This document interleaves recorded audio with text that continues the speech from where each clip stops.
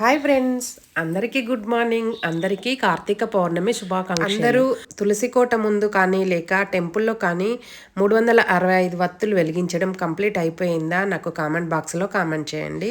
నా cleaning works అయిపోయేసరికి 4 అయిందండి. మీకు టైం చూపించిన కదా. కొందరు ఉసిరికాయలు అండ్ నువ్వులు కలిపి రోట్లో దంచి ఆ పేస్ట్ని రాసుకొని స్నానం చేస్తారు.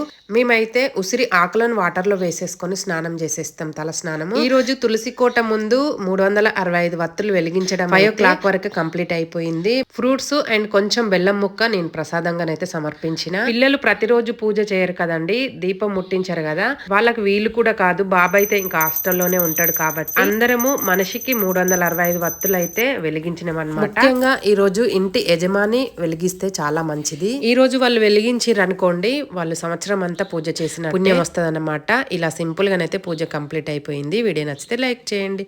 Thank you.